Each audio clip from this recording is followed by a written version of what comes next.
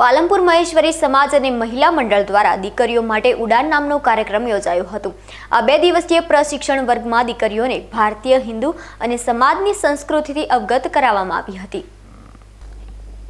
પાલનપુરના મહેશ્વરી સમાજના મહિલા મંડળ દ્વારા 14 થી 30 વર્ષની દીકરીઓ માટે ઉડાન નામનો કાર્યક્રમ યોજાયો હતો, જેમાં 100 દીકરીઓ અને 50 વાલીઓ સહિત 150 લોકોએ ભાગ લીધો હતો, જેમાં દીકરીઓને યોગા, સ્વરક્ષા, આત્મનિર્ભર બનાવવા અંગેની તાલીમ આપવામાં આવી હતી, જેમાં દીકરીઓને સક્સેસ સ્ટોરી પણ રજૂ કરાઈ હતી। દીકરીઓને ભારતીય સંસ્કૃતિથી અવગત કરાવી દીકરીઓ પાસેથી સમાજની અપેક્ષાથી વાકેફ કરાઈ હતી। મહિલાઓ દ્વારા મહિલાઓ માટે સંચાલિત કાર્યક્રમમાં પ્રોફેસરોએ પણ દીકરીઓને આગળ વધવા માટે ઉપયોગી માર્ગદર્શન આપ્યું હતું।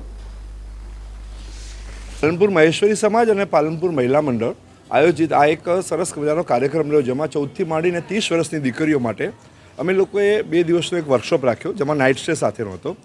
વિષય એવો હતો કે ભારતીય સંસ્કૃતિ, હિન્દુ સંસ્કૃતિ અને સામાજિક સંસ્કૃતિ, આ ત્રણેય સંસ્કૃતિઓથી બાળકો અવેર થાય, એમનામાં કોન્ફિડન્સ આવે, સ્વ રક્ષા કરવા માટેની વસ્તુઓ શીખાય, યોગા શીખાય અને બધાની સાથેનું એક કોર્ડિનેશન થાય। દીકરીઓને એ વાતની સમજણ આવે કે સમાજ અપેક્ષા શું રાખે છે એમની પાસેથી, અને દીકરીઓને એ લાગે કે એ સમાજને કેવી રીતે જુએ છે। આનો એક સુંદર પ્રયોગ થયો, એવું એટલું બધું સુંદર રહ્યું કે આખી રાત સુધી દીકરીઓ આ લેડીઝો દ્વારા લેડીઝો વડે ચાલતો કાર્યક્રમ છે।